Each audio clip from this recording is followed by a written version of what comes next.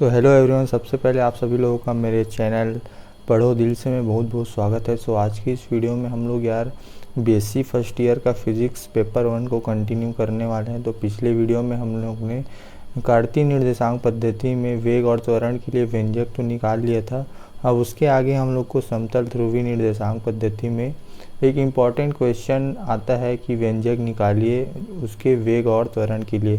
तो उसकी व्युत्पत्ति आज हम लोग करने वाले हैं। तो प्लीज़ गाइस, आप लोग वीडियो में लास्ट तक बने रहिएगा एंड मेरे चैनल को सब्सक्राइब कर लीजिएगा ताकि आप लोग को टाइम टू टाइम वीडियो मिलता रहे। और प्लीज़ आप लोग उसको देख के अपने कॉपी में नोट करें और आपको पढ़ाई में सरलता हो। ठीक है, तो सबसे पहले हम लोग देखते हैं कि समतल ध्रुवीय निर्देशांक पद्धति। ठीक है, तो समतल ध्रुवीय निर्देशांक पद्धति में 2 डायमेंशनल होते हैं, मतलब दो पक्ष होता है। एक होता है एक्स पक्ष और एक होता है वाई अक्ष। ठीक है, 2 अक्ष होता है, 2D होता है मतलब। ठीक है, आप लोग इसको सिंपली समझ सकते हैं।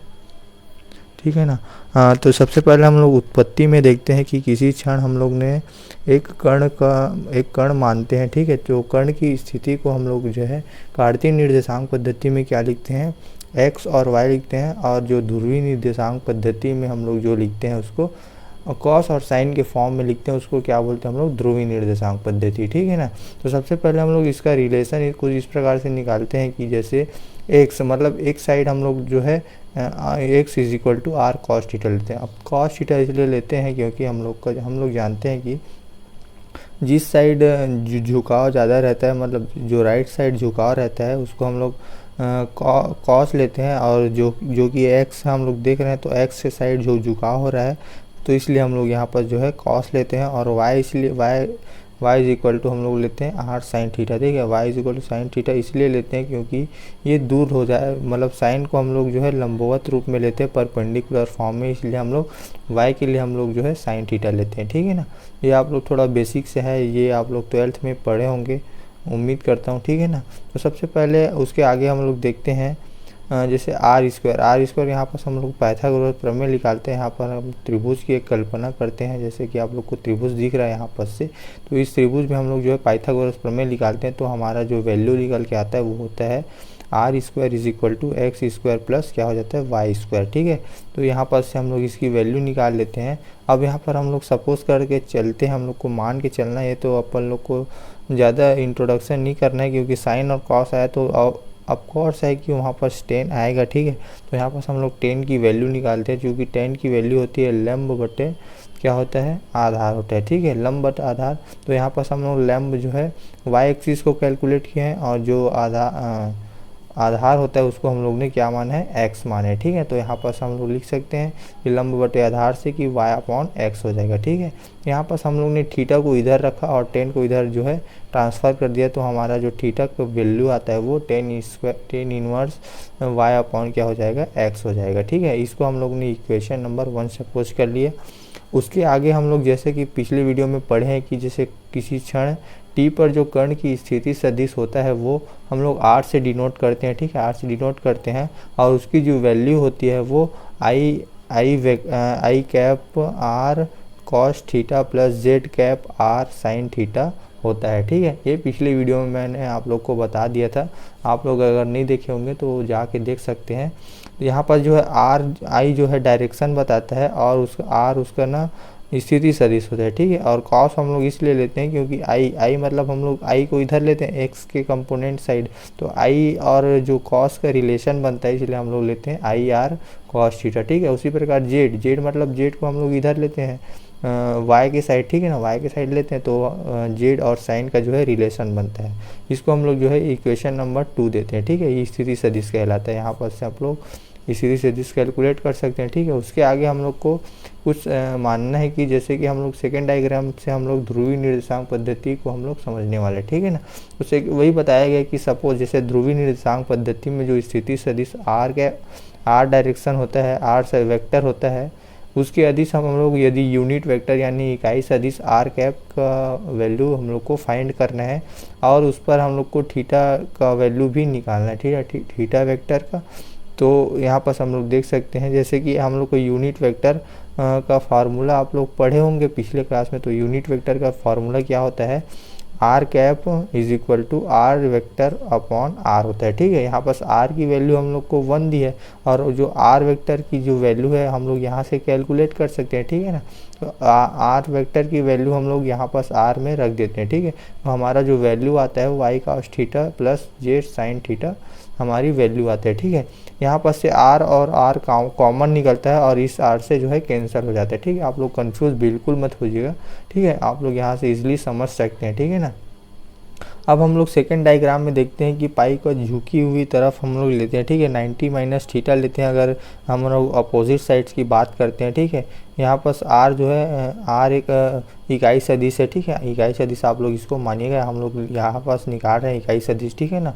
तो चित्र से हम लोग जो है थीटा वेक्टर की वैल्यू निकालते समय हम लोग को ये ध्यान रखना है कि हम लोग को 0 से ए साइड चलना है एक बार, ठीक है, इधर चलना है, ठीक है, और एक बार हम लोग को चलना है ऊपर साइड, मतलब हम लोग जस्ट अपोजिट साइड बात करते हैं, ठीक है। तो आप लोग जस्ट अपोजिट साइड लेना। तो हम लोग का जो वैल्यू आ जाएगा इधर तो आई जो है निगेटिव रहता है, ठीक है। आई निगेटिव, इधर जो आई रहता है वो पॉजिटिव रहता है, ठीक है। तो हम लोग इधर की बात कर रहे हैं तो यहाँ पास क्या हो जाएगा, आई निगेटिव हो जाएगा।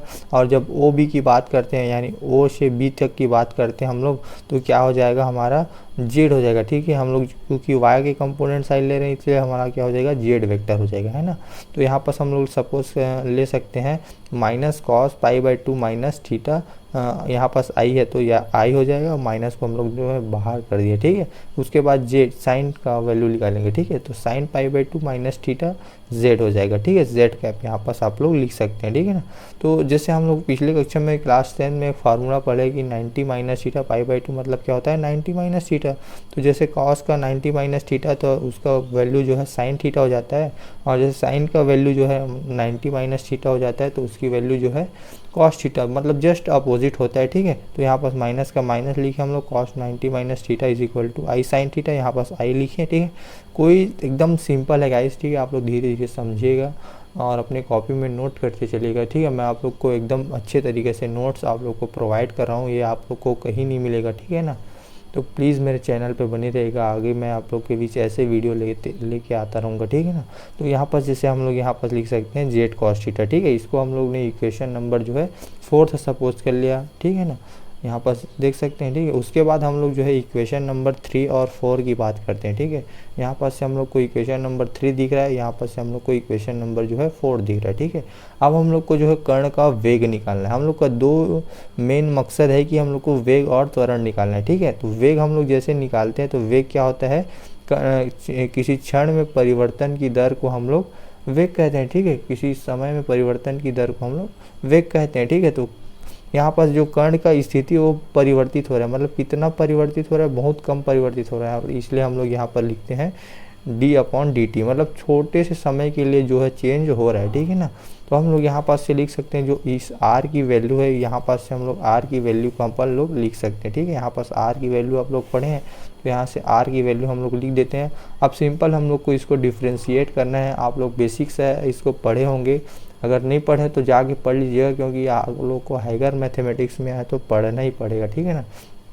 मैं उम्मीद करता हूँ कि आप लोग जो है अवकलन पढ़े होंगे पिछली क्लास में। तो जस्ट इसको हम लोग को जैसे यहाँ पास मल्टीप्लिकेशन में गुणा है तो हम लोग को मल्टीप्लिकेशन लेके यहाँ पास इसको जो है डिफ्रेंशिएट करते जाना है, ठीक है। तो सबसे पहले हम लोग ने प्लस को यहाँ पास विभाजित कर दिया या डिवाइड कर दिया, मतलब 20 से, ठीक है। उसके बाद जो है हम लोग यहाँ पास देखते हैं, यहाँ पास हम लोग ने जो है गुणा का फार्मूला पढ़ा है डिफ्रेंशिएट में, तो हम लोग फर्स्ट फंक्शन और सेकंड फंक्शन जो है यहाँ पास कैलकुलेट करते हैं, ठीक है। तो हम लोग ने एक्स आर को जो है फर्स्ट फंक्शन माना और जो कॉस है उसको हम लोग ने सेकंड फंक्शन माना, ठीक है। यहाँ पास पूरे का आई है, उसी प्रकार हम लोग ने इसको हम लोग जो है फर्स्ट फंक्शन माना, इसको हम लोग ने जो है सेकंड फंक्शन माना, ठीक है। अब इसको सिंपली हम लोग को क्या करना है, डिफ्रेंशिएट कर रहे हैं। तो सबसे पहले हम लोग ने कॉस को हम लोग ने बाहर किया, उसके बाद हम लोग क्या डिफ्रेंशिएट कर रहे हैं, हम लोग आर को डिफ्रेंशिएट कर रहे हैं, ठीक है। उसी प्रकार हम लोग ने जो है अब एक बार हम लोग ने आर को बाहर कर दिया, ठीक है। अब कॉस को हम लोग को डिफ्रेंशिएट करना है, मतलब एक बार अंदर करना है एक बार बाहर करना है। तो आप लोग बेसिक से पढ़े होंगे, ठीक है। आई को आई लिख दिए, सेम जस्ट इसमें भी वही प्रक्रिया करना है हम लोग को, ठीक है ना। साइन को बाहर कर दिया डी अपॉन डी टी, ये हो जाएगा आर, प्लस आर को हम लोग बाहर कर दिए D upon D T sine theta Z हो जाएगा, ठीक है ना। उसके बाद हम लोग जो है इक्वल टू यहाँ पर प्रोसेस को आगे बढ़ाते हैं, और जैसे प्रोसेस को हम लोग आगे बढ़ाते हैं तो यहाँ पास हम लोग ना जोड़ी बना लेते हैं कुछ कॉमन निकालने के लिए, ठीक है। ये आप लोग को थोड़ा सा ध्यान रखना है। तो सबसे पहले हम लोग इसका जोड़ी जो है यहाँ पास बनाते हैं, ठीक है। तो यहाँ पास हम लोग एक साथ लिख देते हैं, दोनों को यहाँ से एक साथ लिख लिए। फिर इसका जोड़ी हम लोग जो है आर कॉस थीटा और थीटा डॉट के साथ बनाते हैं। यहाँ पर थीटा डॉट इसलिए आता है, मैं एक स्टेप छोड़ दिया उसको मैं बता रहा हूँ, ठीक है। मैं थोड़ा आगे बढ़ गया। तो यहाँ पर जैसे हम लोग इसको डिफ्रेंशिएट करते हैं ना गाइस, तो यहाँ पर जैसे D Y upon D T R करते हैं तो यहाँ पर हम लोग डॉट लगाते हैं, ठीक है। यहाँ पर आप लोग ध्यान दीजिएगा, जैसे हम लोग सिंगल डिफ्रेंशिएट करेंगे तो 1 डॉट आएगा, अगर हम डबल डिफ्रेंशिएट करेंगे उसको तो यहाँ पर क्या आ जाएगा, डबल डॉट आ जाएगा, ठीक है। यहाँ पर मैं किनारे में लिख दिए रहता हूँ ताकि आप लोग को ध्यान में रहे। जैसे हम लोग डी अपॉन डी टी लिखते हैं ना, डी अपॉन डी टी, ठीक है। तो यहाँ पर डी अपॉन डी तो क्या लिखते हैं हम लोग आर डॉट, और जैसे D square upon D T square रहेगा ना, डी टी स्क्वायर, इसको हम लोग लिखते हैं आर डबल डॉट, ठीक है। इसको आप लोग याद रखिएगा, क्या है बाकी लोग को बहुत कन्फ्यूज़न होता है फिर, ठीक है ना। उसके बाद हम लोग जो है सिंपली इसका डिफ्रेंशिएट किए यहाँ पर, तो आर ये हो जाएगा, आर का आर लिखिए, फिर कॉस थीटा का जो होता है माइनस साइन थीटा, और यहाँ पर जो डिफ्रेंशिएट हो रहा है इसलिए थीटा डॉट आ जाएगा, ठीक है। उसके बाद हमारा जो नेक्स्ट फंक्शन है वो हो जाएगा साइन थीटा आर डॉट हो जाएगा, ठीक है। उसी प्रकार हम लोग का जो है आर को हम लोग आर लिखे, इसके बाद लिखे साइन थीटा, तो साइन थीटा का क्या हो जाएगा, कॉस थीटा, ठीक है। थीटा तो थीटा लिखे हम लोग, फिर डॉट मतलब डिफ्रेंशिएट हो रहा है इसलिए हम लोग थीटा डॉट लिखे, ठीक है। आप लोग ये सिंपली सा बात याद रखिएगा। उसके बाद हम लोग नेक्स्ट बढ़ते हैं, तो नेक्स्ट हम लोग जब बढ़ते हैं तो हम लोग यही सिंपल जोड़ी बनाते हैं, ठीक है। जोड़ी बना के हम लोग जो है कुछ चीज़ें जो है कॉमन निकाल के अपना जो आंसर कैलकुलेट करते हैं, ठीक है ना। तो सबसे पहले हम लोग यहाँ पर पहला फंक्शन की जोड़ी यहाँ पर साइन थीटा आर डॉट से लगाते हैं, ठीक है। और इसका जोड़ी r sine theta theta dot की जोड़ी हम लोग r cos theta theta dot से लगाते हैं, ठीक है। तो यहाँ पर जो हमारी वैल्यू जो आती है वो कुछ इस प्रकार से हो जाती है कि cos theta theta dot I हो जाएगा, फिर हो जाएगा इसका जोड़ी, ठीक है। तो हम लोग यहाँ पास देख रहे हैं कि आर डॉट जो है कॉमन निकल रहा है, तो यहाँ पास हम लोग ने आर डॉट को कॉमन निकाल दिया, जो बची वैल्यू इसको हम लोग ने लिख दिया। फिर इसी प्रकार हमने देखा इसमें कि आर थीटा ये दोनों जो है कॉमन निकल रहा है, ठीक है। तो इसको हम लोग ने कॉमन निकाल दिया। अब देखते हैं गाइस कि हम लोग जैसे कि हम लोग देखते हैं कि जो हम लोग कॉमन निकालने के बाद जो हमारा आंसर आता है वो हम लोग को आर के फॉर्म में दिखता है, ठीक है। आर जो कर्ण की स्थिति हम लोग लिए थे वो आर के फॉर्म में बन जाता है, यानी हम लोग इसको जिस पूरी वैल्यू को हम लोग जो है आर लिख सकते हैं, पूरी वैल्यू के बदले हम लोग क्या लिखते हैं, आर लिखते हैं, ठीक है। आर कैप यहाँ पर लिख देते हैं। तो यहाँ पर हम लोग को कुछ इस प्रकार से इसका व्यंजक हम लोग को प्राप्त होता है, ये वेग का व्यंजक है, ठीक है। इसको हम लोग ने इक्वेशन नंबर 5 सपोज कर लिया, क्योंकि हम लोग को त्वरण निकालना है आगे, इसलिए हम लोग ने इक्वेशन नंबर इसको 5 सपोज किया, ठीक है ना। सो आई होप करता हूँ कि आप लोग को समझ में आ रहा होगा। थोड़ा सा धैर्य बना के पिछले वीडियो को रिवाइज करते हुए चलिएगा, ठीक है ना फ्रेंड्स। तो हम लोग जो है इसके आगे हम लोग कर्ण का त्वरण निकालते हैं, ठीक है। तो कर्ण का त्वरण निकालते समय हम लोग जैसे कि यहाँ पर हम लोग इक्वेशन 3 और 4 लेते हैं, ठीक है। यहाँ पर से अपन लोग इक्वेशन 3 और 4 को हम लोग को जो है कैलकुलेट करना है। जैसे यहाँ के इक्वेशन 3 है, यहाँ का इक्वेशन जो है 4, तो इसको हम लोग को सिंपली एक बार अब और डिफ्रेंशिएट हम लोग को करना है, ठीक है ना। तो यहाँ पर सिंपली हम लोग ने इसको आर मान के इसको थीटा कैप माना, जो कि हमारी वैल्यू है, ठीक है। तो इसको हम लोग सिंपली डिफ्रेंशिएट किए, और डिफ्रेंशिएट करने के बाद ये जो आर का रूप बना इसको हम थीटा का फॉर्म में आए तो इसको हम लोग ने थीटा लिखा, ठीक है। यहाँ पर जो वैल्यू आया उसको हम लोग ने लिखा, सिंपली हम लोग इसको डिफ्रेंशिएट किया और जो वैल्यू हम लोग को प्राप्त हुआ उसको लिखे, ठीक है। उसी प्रकार से हम लोग को इसको डिफ्रेंशिएट करना है, जो वैल्यू मिलेगी उसको हम लोग को यहाँ पर लिखना है, ठीक है, क्योंकि ये वैल्यू जो है आगे यूज़ होने वाली है, ठीक है। तो इसके लिए मैं इसको पहले निकाल देता हूँ। कई लोग क्या करते हैं कि इस वैल्यू को जो है बाद में कैलकुलेट करते हैं, चूँकि मैं इसको पहले कैलकुलेट ताकि आप लोग को अच्छे समझ में आए, ठीक है ना। तो सबसे पहले हम लोग कर्ण का त्वरण का जो फॉर्मूला पढ़े हैं कि वेग में परिवर्तन की दर को हम लोग त्वरण कहते हैं। तो त्वरण मतलब वेग में परिवर्तन, वो परिवर्तन किसके सापेक्ष हो रहा है, जो है समय के सापेक्ष हो रहा है, मतलब टी के सापेक्ष हो रहा है, ठीक है ना। तो हम लोग ना यहाँ पर जैसे v का मान यहाँ पास रख देते हैं, ठीक है। v की वैल्यू जो है यहाँ पास से निकाले हम लोग, ठीक है। v की वैल्यू यहाँ पास हम लोग रख देते हैं। तो v का सिंपली इसको भी डिफ्रेंशिएट करना है।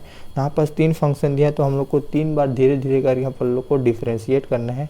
यहाँ पर जो है बहुत से लोग गलती करते हैं, तो आप लोग ये ध्यान रखिएगा कि हम लोग को यहाँ पास बहुत बारीकी से काम करना है, ठीक है। क्योंकि BSc का थोड़ा लेंदी प्रोसेस रहता है, इसलिए आप आप लोग को बहुत ही बारीकी से काम करना पड़ेगा, ठीक है गाइस। तो यहाँ पर से हम लोग सिंपली इसका तो डिफ्रेंशिएट कर डालेंगे। यहाँ पर फर्स्ट फंक्शन मानेंगे सेकंड फंक्शन, तो हम लोग ने सेकंड फंक्शन को बाहर कर दिया, फर्स्ट फंक्शन का हम लोग ने डिफ्रेंशिएट किया, ठीक है। तो उसी प्रकार फिर हम लोग ने फर्स्ट फंक्शन को हम लोग ने बाहर कर दिया, सेकंड फंक्शन को हमने डिफ्रेंशिएट किया, ठीक है। उसी प्रकार इस प्रक्रिया हम लोग को करनी है। यहाँ पर हम लोग को एक बार इसको छोड़ना है, फिर इसको लेना है, ठीक है, फिर इसको लेना है, फिर इसको छोड़ना है। तो हमारा यहाँ पर टोटल जो केस बनेगा वो 3 टाइप का केस बनेगा। हम लोग को 2-2 करके लेना है, ठीक है। यहाँ पर आप लोग 2 ले सकते हैं ऐसे, या फिर इसको फर्स्ट फंक्शन मान सकते हैं, यहाँ पर इसको सेकंड फंक्शन मान सकते हैं, ठीक है। तो आप लोग इसको सिंपली डिफ्रेंशिएट करना, ठीक है। इसकी जो वैल्यू आती है उसके डिफ्रेंशिएट के बाद, तो इसकी वैल्यू कुछ इस प्रकार रहती है कि r डॉट थीटा कैप हो जाएगा, ठीक है, plus theta dot double dot theta cap r हो जाएगा, ठीक है ना, plus r theta dot D theta cap upon dt हो जाएगा, ठीक है ना। अब उसके बाद अपन लोग को जैसे वहाँ पर ऊपर में जैसे इसका आंसर निकाले कि D R cap upon D T D theta dot D theta cap upon D T, ठीक है। इसका जो वैल्यू हम लोग ने निकाले और इसका वैल्यू जो है इसीलिए हम लोग यहाँ पास पहले से निकाल के बैठे हैं इसका वैल्यू, ठीक है। तो इसका वैल्यू जो है यहाँ पास हम लोग को जस्ट पुट अप करना है, ठीक है। हम लोग ने जैसे यहाँ पास इसको जस्ट लिखा, ठीक है। इसकी वैल्यू के लिए हम लोग ने जैसे आर डॉट लिखा और जो डी अपॉन डी थीटा की वैल्यू थी क्या थी उसकी वैल्यू, तो यहाँ पास हम लोग देख सकते हैं कि इसकी वैल्यू जो है ये है। तो हम लोग ने यहाँ पास वैल्यू को रख दिया। उसके बाद सेम प्रोसेस हम लोग ने इसको जस्ट यहाँ पास उतार दिया, ठीक है। उसके बाद हम लोग ने इसको लिखा, ठीक है, इसको यहाँ पास लिखा ही नहीं। और उसके बाद हम लोग डी थीटा की जो वैल्यू है उसको लिखा, तो हम लोग को क्या प्राप्त हुआ, r theta dot square r प्राप्त हुआ, ठीक है ना। यहाँ पास आप लोग सिंपली इसको नोट कर लीजिएगा। उसके बाद हम अपन लोग जैसे आगे देखते हैं तो इसकी वैल्यू जैसे यहाँ पास ये दोनों फंक्शन जो है सेम नज़र आ रहा है, तो इसको हम लोग ने ऐड कर दिया, ठीक है। तो यहाँ पास हम लोग जोड़ दिया। तो जोड़ने के बाद हम लोग को क्या प्राप्त होता है, तो जोड़ने के बाद हम लोग को सिंपली कुछ इस प्रकार से हम लोग को अपना नेक्स्ट आंसर प्राप्त होता है। तो हम लोग का नेक्स्ट आंसर हो जाता है ए वेक्टर हो जाएगा हमारा r double dot r cap हो जाएगा plus 2 r dot theta cap हो जाएगा plus r theta double dot theta cap हो जाएगा minus r theta dot square r cap हो जाएगा, ठीक है ना। उसके बाद हम लोग ने जो इसको और इसको जो है कॉमन मान के इसमें से हम लोग ने कॉमन निकाला। तो कॉमन क्या निकाला हम लोग ने, आर कैप को हम लोग ने कॉमन निकाल दिया और जो बची वैल्यू उसको हम लोग ने कोष्टक के अंदर लिख दिया, ठीक है ना।